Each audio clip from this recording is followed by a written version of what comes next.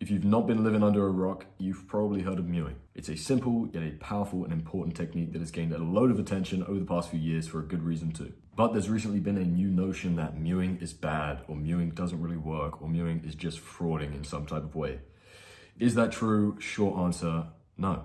Of course it's not true. Mewing is an essential foundation for building a good jawline, getting good maxilla development, and improving your overall health, which is what 80% of looksmaxxing is. Health maxing. So firstly, let's just hop into what is mewing for those of you that don't know.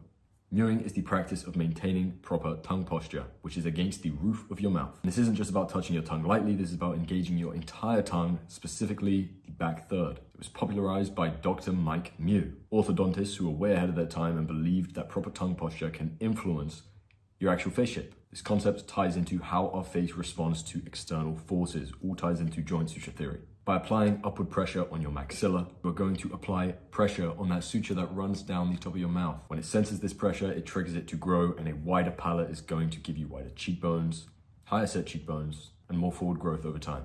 So how does it work? Here is how mewing works at a biomechanical level. Upward pressure. When your tongue goes against the roof of your mouth, it applies upward pressure to your maxilla, encouraging your maxilla to move slightly forward and upwards over time. Secondly is facial symmetry. Proper tongue posture helps balance the forces on both sides of your face, potentially removing any asymmetries you might have had. Jawline definition. Mewing trains to keep your mouth closed and keep you breathing through your nose, which activates all of your deep neck flexors and suprahyoid muscles, which is going to give you a better jawline over time. And also, fourthly, improve posture. Keeping your tongue in the right position in your mouth actually naturally aligns your head and neck to be in a better posture than if you didn't. So to sum it up, what are the main benefits of mewing? A sharper jawline. This is for more forward growth, and though your mandible might not change or grow, it will sit differently as your skull works as a unit. So as your maxilla develops, your jaw will too. It also, like I said, strengthens all of these muscles up here and in here. You get improved cheekbones. Mewing enhances your mid-face projection. You get better facial symmetry. You get enhanced mid-face structure, which improves the overall harmony of your facial proportions. And you also get health benefits, which is the most important one. Nasal breathing reduces the risk of snoring, sleep apnea, and any other breathing related issues. So what do I mean when I always say hard mewing? Hard mewing is the more aggressive version of mewing. Simply put, you just do the exact same thing, but engaging every single muscle, making sure that you are applying as much pressure as you can when you do so. It's going to accelerate your results of mewing, but there are some things that you need to keep in mind. The goal is to engage the entire tongue, especially your back third. You're going to press with firm, constant pressure. Hard mewing should still be done with your mouth closed and your teeth touching lightly, but applying too much pressure too consistently throughout the day can lead to a lot of soreness in your jaw and tension that could lead to improper alignment if done incorrectly. It's also important to avoid clenching your teeth when you hard mew. It can be tempting, but you got to stop. And this is for people that are already comfortable with mewing techniques. If you're someone that always has your tongue on the roof of your mouth anyway, this is something you definitely want to implement. If you're someone who already mouth breathes and is just trying to keep their tongue on the top of their mouth throughout the day, I wouldn't start with this. It is far more aggressive. And like I said, it could lead to facial imbalances if you are not already well suited to mewing. It's better to implement big changes like this slowly and make sure you get the basics done first. So if you're new to mewing, here's a step-by-step guide on exactly how to do it right.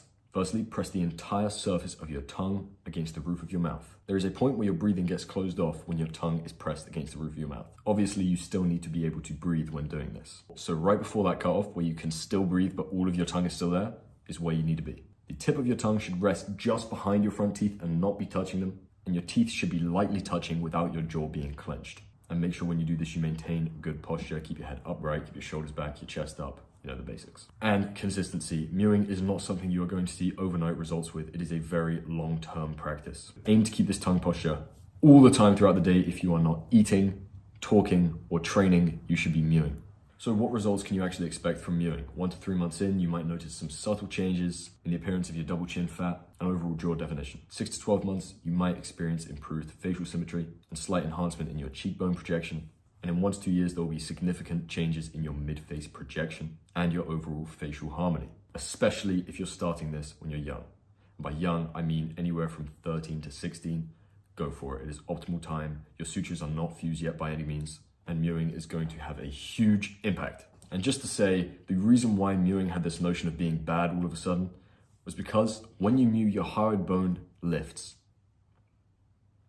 That's the motion. So obviously it's very good to do in pictures. If someone's taking a picture from the side, you want to be pressing your tongue firmly against your mouth because it makes your jawline look way better. So people assumed that this was frauding. It's just something you do for pictures that doesn't have any long-term effects. The But anyone that says that clearly has no understanding of joint suture theory or myofunctional therapy. So mewing is still one of the simplest and most effective ways to enhance your face. Whether you're aiming for a sharper jawline, better cheekbones, better mid-face projection, more facial harmony, it is your go-to. It is a must. So if you're not already, start with normal mewing. If you already do that, go to hard mewing. I would typically recommend doing like dedicated 20 minutes across the day, making sure that you are really feeling that burn. I like to do it when I'm working. I can just do it subconsciously. Or if I'm on a long walk outside, it's useful to just go, right, I'm gonna spend the next 20 minutes with my thoughts, consciously hard mewing too. The results are clear, the benefits are undeniable. So good luck with your mewing and hard mewing. And as always, let me know if you have any questions. Much love, gang.